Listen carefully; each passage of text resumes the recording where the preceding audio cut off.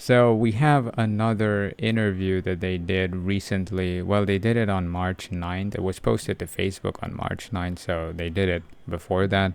But I'm reviewing it now because I was busy making other videos about the game. But this time they interviewed this player called Kuashanda from City 207. Well, now they're actually in City 160 because they just moved this migration. So let's take a look at their interview. Their favorite contest is first the season event, and the second favorite contest is Conqueror's Path. Let's get into the interview. How do you like Renegade so far? The cost to max Renegades is too high. The fragments should be offered just like Vigilantes. The accessibility changes of Devil Ray and the Eagle has helped, but they're not as good nor as effective as those from the recruitment events like Commodore Corax. Also, we do not get to use Renegades unless they are at star 4 or 5, which takes too long. Maybe you can offer cheaper packs for players to be able to star up Renegades more easily and have them do more in battle. So I completely agree. Yes, golden renegades are way stronger than the purple ones, especially the later season renegades or season 3 renegades are way more powerful than season 1 and season 2 renegades. And season 3 renegades are way more expensive to get than season 1 and season 2 renegades, because you can get season 1 and season 2 renegades from the 7-day packs, which is the best way of getting them. But for season 3 renegades, you have to get them from the recruitment event. Unfortunately, I don't think they will make Renegades cheaper because Renegades make them a lot of money. But obviously, they're going to add more Renegades in the future that are much stronger. And maybe eventually, maybe in 2 or 3 years, when they have like 30 to 40 Renegades, maybe they'll start giving away these golden Renegades for free, especially the weak ones like Randy and Tammy and so on. So that is my opinion on Renegades. Next question. And how about global events? Generally speaking, players with stats around 2-3k cannot do as much in global events now. For example, in season events, they can only build towers or use the demolition skill, and that's pretty much all. This leaves them unable to compete for the top 15 packs. Maybe you can add more packs for cities with lots of players like ours. I enjoy the season event and Conqueror's Path a lot. They require the entire city's participation. However, I haven't participated in Vegas for a long time since I'm often matched with cities where my friends are located and I don't want to fight with them.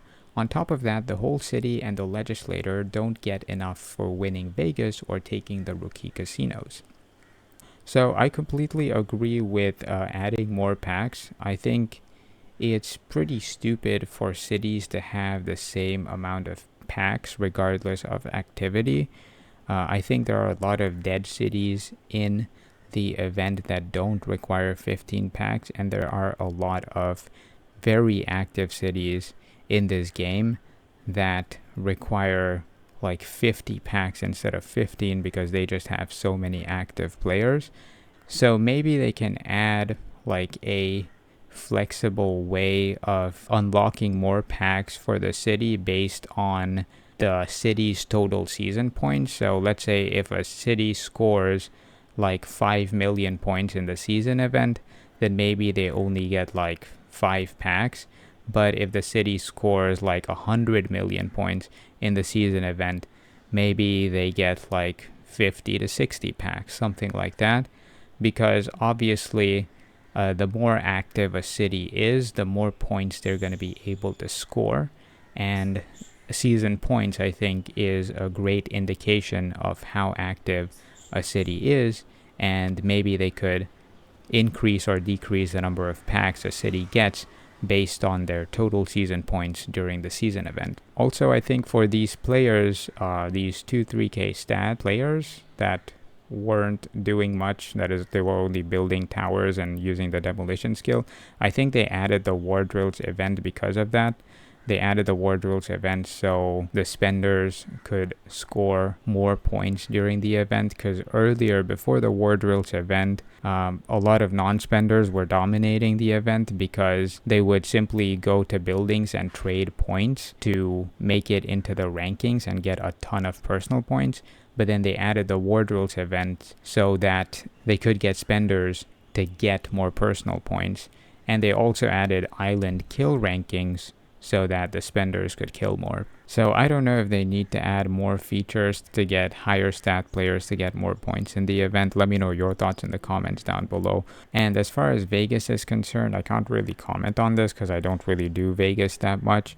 But apparently the rewards aren't good enough to fight for them. And yeah, if that is the case, and if a lot of players feel that way, then they should definitely increase the rewards for doing Vegas. Okay, next question. What is your experience with our official website? I guess they like asking this question a lot because they want to promote their official website, but here's the reply. I can get packs for a lower price on your official website, so it's good, but I couldn't find the gold/diamond privilege on it, so I used M diamonds to purchase it in-game. M diamonds are useful when I need packs fast, like resource or morphine packs, because I can't go to the website when I'm in a fight. Yeah, I agree. If you're doing Governor, obviously you can't be buying packs from the website. You need to buy them fast, so M diamonds are great for that. But if you're a normal player, then I definitely don't recommend M diamonds. I don't really see the point in getting them. It's just a way for them to get your money a lot earlier, a lot faster. There's really no other benefit to using M diamonds. However, I have heard from certain players that M diamonds help them control their spending. And if that is the case for you, then by all means keep buying M diamonds. So for example, some players, let's say, have a budget of let's say $200 a month. So what they'll do is they'll buy $200 worth of M diamonds at the beginning of the month, and then they'll start using them throughout the month. And once they run out of these M diamonds, they're not going to buy any more M diamonds till the beginning of the next month. So if it helps you spend less on the game, then sure, buy these M diamonds. But otherwise, I don't really see any value in buying these M diamonds. Okay, next question. What new content are you looking forward to seeing in the game in the future? My clanmates and I would like to see some new events. For example, now there's a Mega Cities War event after the season, but we also hope there could be an event with more than just 3 participating cities. It could be a sort of pre-season warm-up or something that isn't energy consuming and provides some rewards, or even just a redo of Vegas or Land of the Infamous. I think more events would be cool. I don't really care that much about the events, I care more about the rewards. So for me personally, if an event has really good rewards, then I like the event.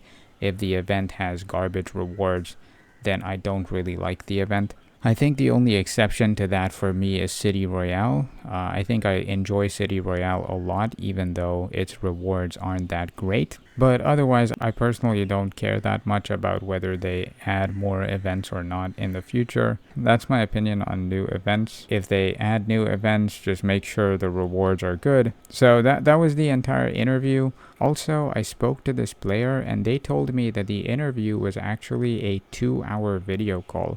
So all these questions that you see here in this interview, this is just a very condensed version of the 2-hour video call. So I asked them if there was something that they said that wasn't added here in the interview, and apparently they talked about how Mafia City needs to help mid-level spenders because in their opinion, the mid-level players are the ones who keep the game alive, and so they need to do more to help these mid-level spenders. So that was pretty much all there is to the interview.